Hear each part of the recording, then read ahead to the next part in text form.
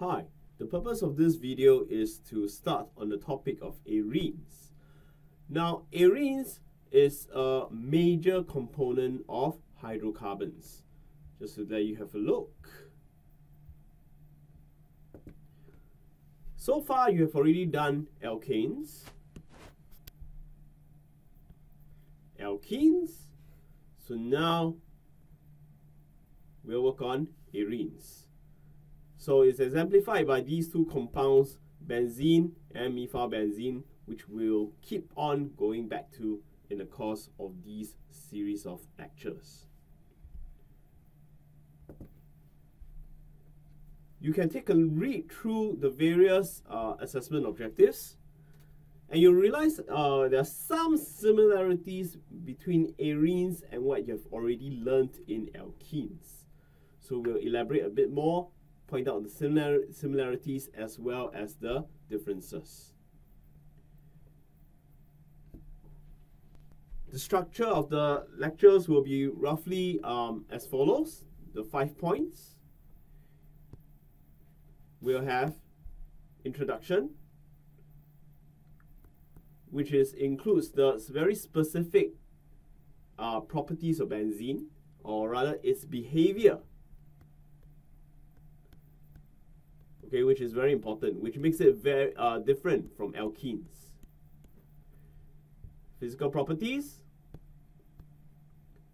chemical reactions, electrophilic substitution mechanism. Okay, this is where we really go into details. And finally, effect of substituents on the benzene ring. This is just for benzene. Okay, and you recall just now we talked about as exemplified by benzene and methylbenzene. Then after that, we talked about methylbenzene. So methylbenzene also has some similarities as well as some critical differences, okay, because of the presence of the methyl group. So again, we'll talk about, introduce it, how is it different, how is it different in terms of physical properties as well as chemical reactions. Okay, then finally we'll have a summary for you and comparative study of hydrocarbons. Now, although we provide you with these two, it's even better after you read it, you try to reproduce these yourselves. Okay, when you can reproduce these summaries on your own, it will aid you in the mastery of this particular topic.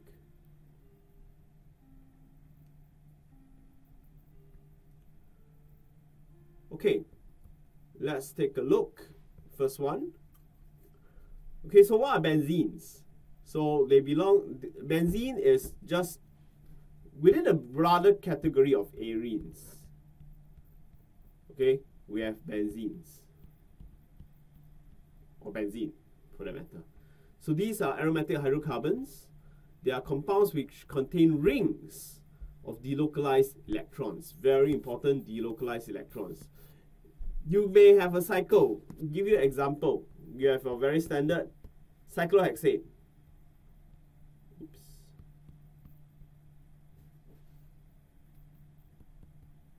But cyclohexane itself is not aromatic. It does not have delocalized electrons. That's why it's not an arene.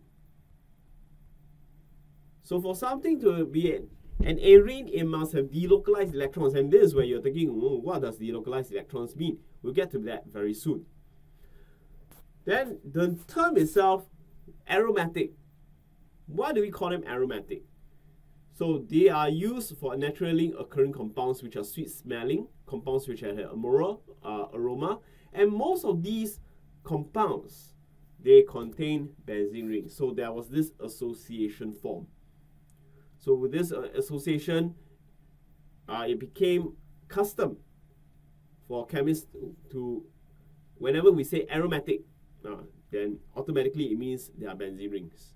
So the word arenes also arose from this.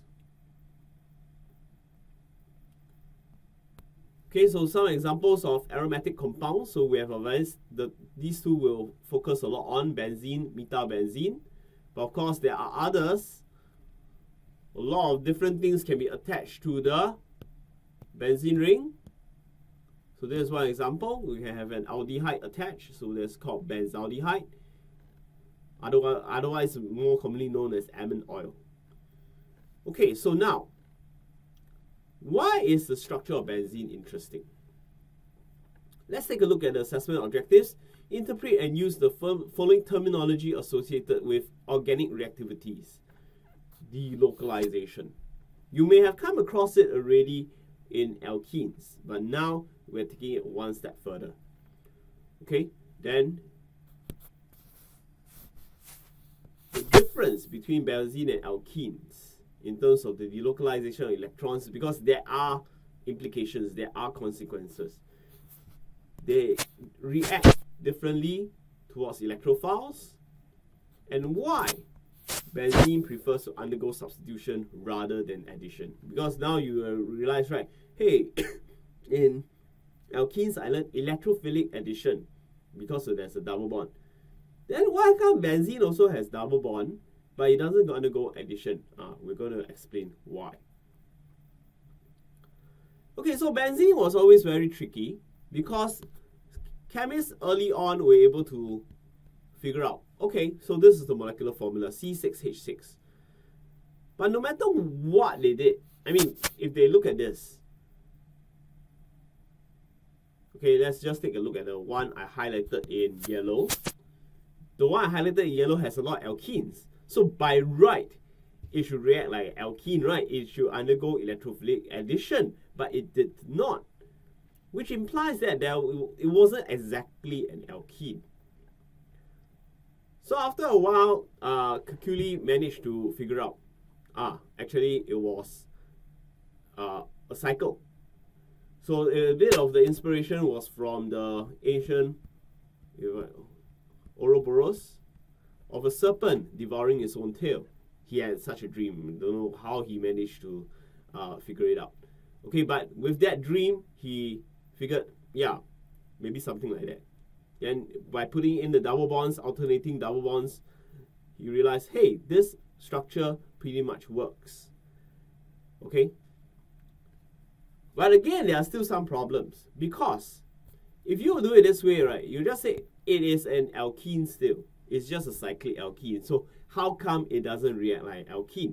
So these are problems that scientists, chemists still felt. He's close, but not quite correct yet. Alright, so these are the key points. It cannot be this particular structure, still not entirely correct, because as we said, it's an alkene. Whereas the actual benzene is more stable. It doesn't react like alkene. Right? It doesn't undergo addition reactions like alkenes. It makes it very difficult lah. Not to say it can't, but it can, but it's difficult. And while alkenes can be oxidation, can undergo oxidation, benzenes cannot be oxidized. Okay, benzene cannot be oxidized. So something else must be going on. What is that something else? So later on, there were equipment evolved. They were able to study the molecule in greater detail. They managed to figure out, hey, the bond length is not a single carbon. The length, it does not match a single carbon-carbon bond and does not match a double bond either. It is in between.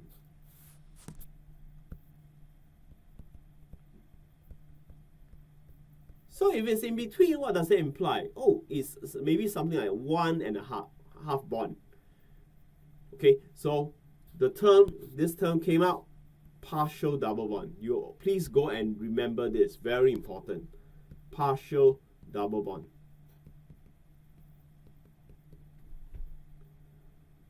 Okay, so it's not a single bond, it's not a double bond, but it is a partial double bond. And also importantly, they found out it's all equal. And this is when they bring in other concepts, okay, which we'll talk about very soon. Next thing is they also did enthalpy studies by burning the substance. So they know the enthalpy change of hydrogenation of cyclohexene is -120.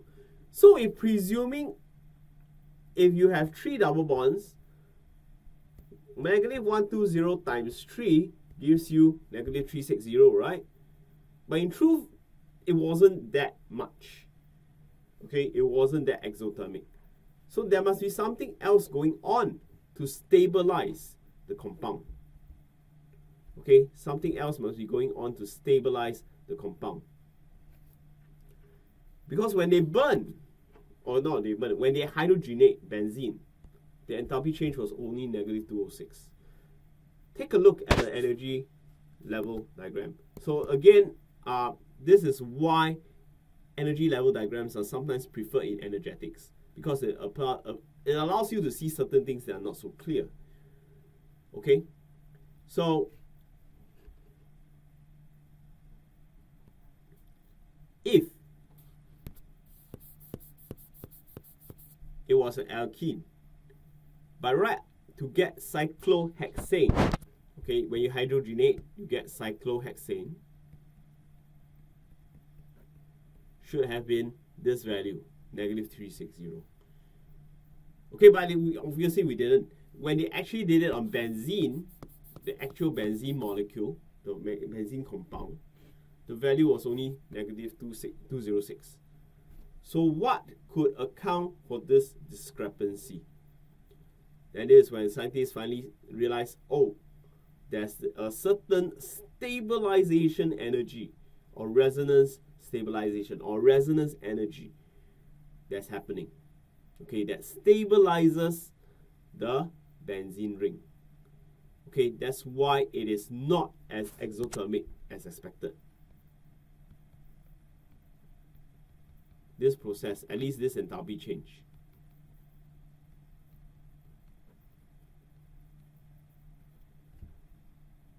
So this difference, please, okay, this one not so important, but you just know it exists. Okay, there's a stabilization present. So what is the nature of this stabilization? How did it come about? Now let's go back to the original Kekuli structure with 3 double bonds. The problem is, right, you number the electrons in a certain way. Okay, I will number the carbons. The carbons I keep the carbon, it's the same. It's the same carbons. But you notice the double bond positions are different. Okay, this one will be 1, 2, 3, 4, 5, 6. Whereas this one is 1 to 6, 2 to 3, and 4 to 5. So you realize the arrangement of electrons are different. So how does this explain? Now this is what when this sort of arrangement is possible, where the atoms themselves don't move, okay, they don't change positions, but the electrons are indeed changing positions. We have a term for this called resonance structure. Okay, so this resonance structure, what does it give rise to? This is where scientists have combined, they take their information from what they have learned from atomic structure and hybridization. So you realize, hey, if the carbon atoms are sp2 hybridized, okay, so that one is fine. Okay, you have normal sigma bonds. You have the normal sigma bonds. No problem, not an issue. Okay, 6 sigma bonds bonded to each other. Okay, fine. But there is the unhybridized. Okay, this is the very important unhybridized 2p orbital, which lies perpendicular. Okay, please, if you have problems with this, go back and revise your chemical bonding hybridization. Okay, sp2 hybridized, implication there's still one unhybridized p orbital. And usually, I didn't spell it correctly. Usually, they form double bonds, right? They form a pi bond. Sorry. Okay, they are used to form pi bonds. Okay, so this is in fact what happens here. Okay, so taking the example, these are the pi bonds. Maybe I should use a different color. Okay, let's use orange. Okay, there's a pi bond. They can overlap. Sorry, the p orbitals, they overlap to form a pi bond. Okay, I'm going to write in orange because it somehow doesn't appear. Okay, so the pi bond is formed between the p unhybridized p orbitals. Then you realize, hey, the same goes for the rest.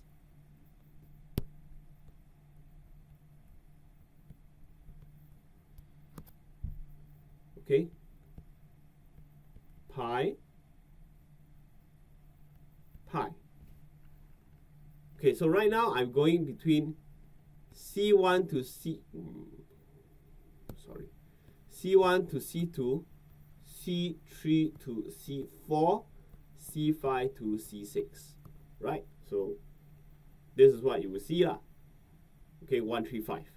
Now, wait, C6, pi 6. Why are scientists, when they look at this, they will say, kind of strange, right? If I can do this way, right, actually I can just as easily change without doing anything, just change the arrangement of electrons to this. And immediately I can do C6 to C1, C2 to C3, C4 to C5. And nothing has changed except where I arbitrarily put the pi bonds. So what does this imply? So the implication is, since they are all parallel to each other, they can overlap side on, and all 6 pi electrons can delocalize to form a pi electron cloud. So instead of thinking them as 3 pi bonds, the whole thing is a pi electron system. Now you might be finding it very hard to visualize this when we go to the next page. And can you see how this happens?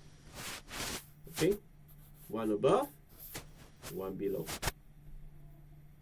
So you have 2 donuts. Okay, but no, this is not 2 pi. It's all still 1 pi bond because a pi bond has both has 2 nodes, right? Two lobes, correct? So the lobes above and the lobes below, they all combine to form a pi electron cloud. So this is also important. So this is what we mean by delocalization. Instead of localize means you're stuck at a place. Delocalize, you're free to move around. Okay, so the pi electrons are delocalized. They are free to move throughout the benzene ring. And how to represent it is to use a circle instead. Okay, so instead of drawing 3 double bonds, we'll draw this circle to denote the delocalization. Now, this is what we do at A levels. At higher levels, sometimes when you look at scientific journals, you don't see this. You still see the 3 double bonds. That's because chemists at the higher level, we automatically understand that's what it actually means. Okay, the 3 double bonds don't really mean anything. It's just sometimes the software that chemists use. Okay, it's not a big issue. It's understood at a higher level. But for the A levels, please draw it using the circle. Okay, so again, we talked about the difference between localized electrons and delocalized electrons. So delocalized electrons, they can move around. They move around more than 2 atoms. Localized electrons just stuck between 2 atoms. So next thing important, so what if you have this delocalized pi electron cloud? This delocalization minimizes repulsion and stabilizes the structure. So just now we talked about resonance stability, right? Back here. Resonance stabilization energy. This is what it implies.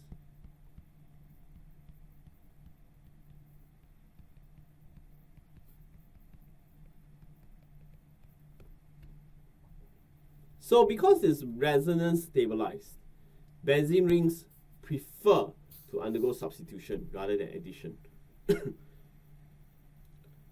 Okay? When the benzene ring is in a way broken, okay, as you'll see later in the mechanism, it prefers to get the ring back. It prefers to get back to the 6 pi electron cloud. Okay, whereas alkenes don't have that issue. They will break, so be it. Okay, but for benzene rings, they prefer to return to that resonance stabilization. So that's why they undergo substitution rather than addition. Because addition will destroy the pi electron cloud.